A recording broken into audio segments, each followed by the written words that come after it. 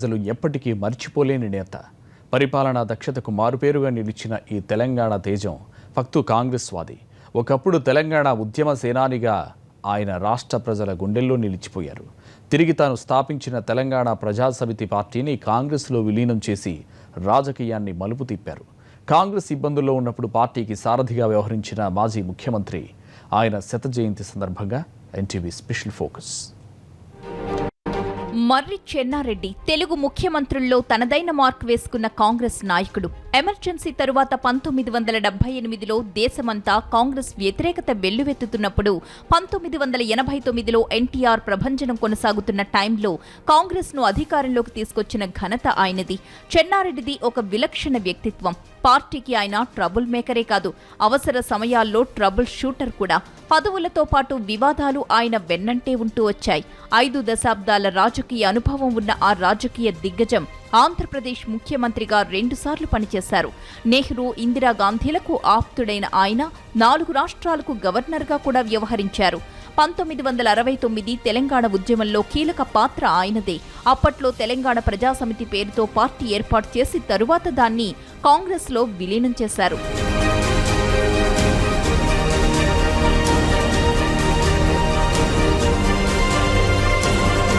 పదవిని, పవర్ని అనుభవించి రాజకీయాన్ని సమూలంగా చదివేసిన అగ్రనేత మర్రి చెన్నారెడ్డి. ఆయనకు నిత్య తిరుగుబాటుదారు అన్న పేరుండేది. పదవులు వరించినా నిర్దిష్టమైన షరతులు పెట్టి వాటిని చేపట్టేవారట. చివరికి ఆ షరతులే ఆయనకు నెగిటివ్ అయ్యాయట. ఆంధ్రాలో తెలంగాణ విలీనాన్ని తీవ్రంగా వ్యతిరేకించిన నేత చెన్నారెడ్డి. అయితే ఆ తరువాత ఆయనే పెద్ద మనుషుల ఒప్పందంలో సంతకం చేసిన నలుగురిలో ఒక్కరయ్యారు. ఉమ్మడి రాష్ట్రం ఆవిర్భవించాక వికారాబాద్ నుంచి గెలిచిన ఆయన తెలంగాణ ప్రాంతీయ కమిటీ చైర్మన్ అయ్యారు. 1968, 69లో ఉధృతంగా సాగిన తెలంగాణ రాష్ట్ర ఉద్యమంలో చెన్నారెడ్డి కీలక పాత్ర పోషించారు. తెలంగాణ మూవ్మెంట్ తీసుకొచ్చాడు. ఆ తర్వాత మీ అందరికీ తెలుసు, ఆయన 70లో ఎప్పుడైతే ఆయన తెలంగాణ మూవ్మెంట్ తర్వాత 77లో కాంగ్రెస్ పూర్తిగా ఓడిపోయిన తర్వాత మళ్ళా 78లో ఇందిరా కాంగ్రెస్ స్థాపించినటువంటి వ్యక్తి. ఆంధ్రప్రదేశ్లో మొదలైనటువంటి ఇందిరాగాంధీ పార్టీ యావత్ భారతదేశంలో పాపులర్ అయింది.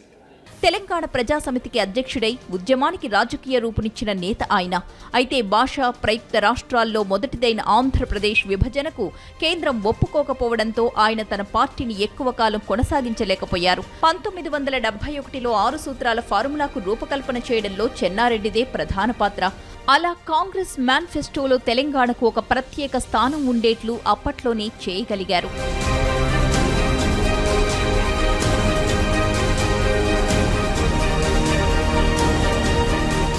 క్రీడాకారుడు, కళాకారుడు అయిన చెన్నారెడ్డి మంచి జ్ఞాపక శక్తి ఉన్న నేత.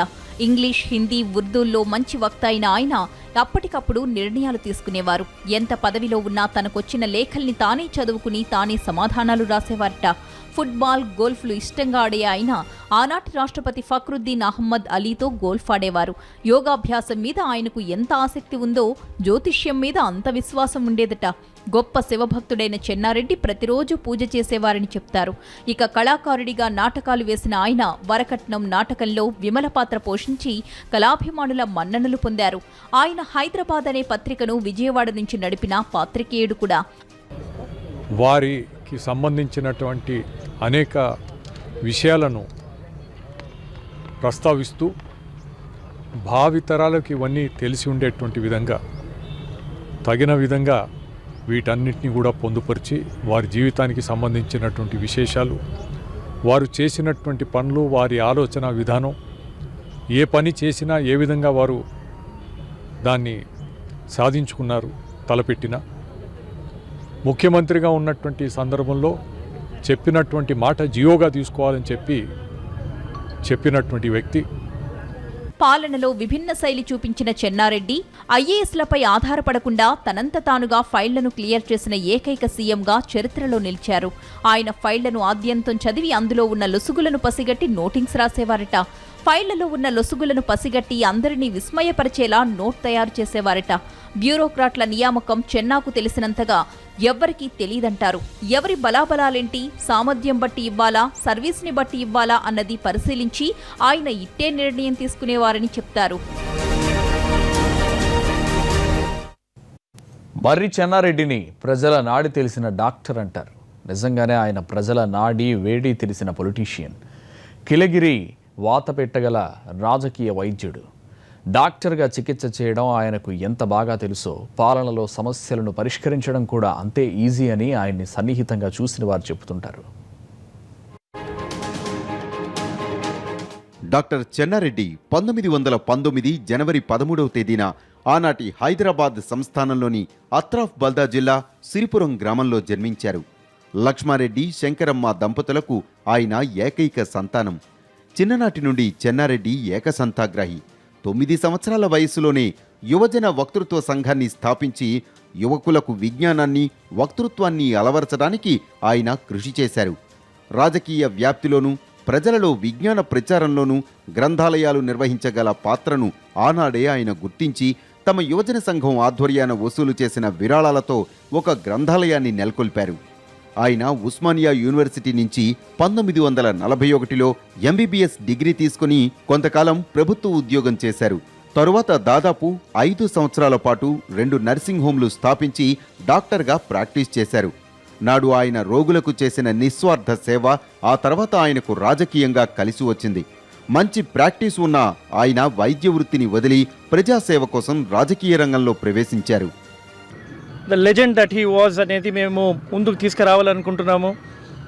వారి స్టూడెంట్ లైఫ్లో ఉన్నప్పుడు ఏ విధంగా ఉన్నారు, వారు ఫస్ట్ టైం యాజిటేషన్ అయినప్పుడు ఏ విధంగా యాజిటేషన్లో తెలంగాణ రాష్ట్రం కోసం ఏ విధంగా పోరాడినరో, అదేవిధంగా వారు ముఖ్యమంత్రిగా ఉన్నప్పుడు ఏ విధంగా ఫస్ట్ టైం ఇక్కడ ప్రైవేట్ ఎడ్యుకేషన్ తీసుకొచ్చారు, ఇంజనీరింగ్ కాలేజెస్ అనేది తీసుకొచ్చారు, ఫస్ట్ టైం బీసీలకు రిజర్వేషన్ అనేది వారు తీసుకొచ్చారు. హైదరాబాద్ సంస్థానం ఇండియన్ యూనియన్లో విలీనమైన తరువాత 1950లో తాత్కాలిక పార్లమెంట్లో డాక్టర్ చెన్నారెడ్డి సభ్యులైనారు. అప్పటికి ఆయన వయసు 32 సంవత్సరాలే. అయితే ఆ చిన్న వయసులోనే ఆయన నెహ్రూ, పటేల్ వంటి జాతీయ నాయకుల దృష్టిని ఆకర్షించగలిగారు. ఆ క్రమంలో పార్లమెంటు సమావేశాలకు వెళ్లిన వారం రోజులకే కాంగ్రెస్ పార్లమెంటరీ పార్టీకి ఆయన విప్పయ్యారు. 1952లో జరిగిన ఎన్నికల్లో డాక్టర్ చెన్నారెడ్డి హైదరాబాద్ అసెంబ్లీకి ఎన్నికయ్యారు. బూర్గుల మంత్రివర్గంలో ఆయన సివిల్ సప్లైస్, వ్యవసాయ శాఖ మంత్రిగా పనిచేశారు. వ్యవసాయ మంత్రిగా ఆయన అప్పట్లోనే కొన్ని అంతర్జాతీయ సమావేశాల్లో పాల్గొన్నారు. 1956 నవంబర్లో ఆంధ్రప్రదేశ్ ఏర్పడేటప్పటికీ ఆయన హైదరాబాద్ రాష్ట్రంలో మంత్రిగా ఉన్నారు. అప్పటి రాజకీయ పరిణామాలన్నింటిలో ఆయన ప్రముఖ పాత్ర వహిస్తూ ఉండేవారు. 1962 ఎన్నికల తరువాత ఆయన సంజీవరెడ్డి మంత్రివర్గంలో ప్లానింగ్ శాఖ మంత్రిగా పనిచేశారు. 1964లో బ్రహ్మానందరెడ్డి మంత్రివర్గంలో ఆయన ఆర్థిక శాఖ మంత్రి. చెన్నారెడ్డి చొరవ, బహుభాషా ప్రవేశం, రాజకీయ దక్షత, పరిపాలనా సామర్థ్యం ఇందిరాగాంధీ దృష్టికి వెళ్లడంతో ఆయన 1967లో కేంద్రంలో అత్యంత కీలకమైన ఉక్కు శాఖ మంత్రి అయ్యారు. అయితే 1967 ఎన్నికల్లో చెన్నారెడ్డి ఎన్నిక కొన్ని సాంకేతిక కారణాల వల్ల చెల్లదని కోర్టు తీర్పు రాగానే ఆయన ఒక్క నిమిషం కూడా ఆలోచించకుండా తన కేంద్ర మంత్రి పదవికి రాజీనామా చేసేశారు. ప్రజల ఆశల ఆకాంక్షల మేరకే పరిపాలన, పదవులు శాశ్వతం కాదని, ఆలోచనలు, పథకాలు, సిద్ధాంతం, నమ్మకాలు శాశ్వతమని, ప్రజాస్వామ్య పరిధిలో పరిపాలన అవకాశం ఏర్పడ్డ నేపథ్యంలో కొనసాగించిన మహా వ్యక్తి చెన్నారెడ్డి గారు. తెలంగాణ ప్రజల హృదయాల్లో శాశ్వతంగా చరిత్రలో నిలిచిపోయే వ్యక్తి.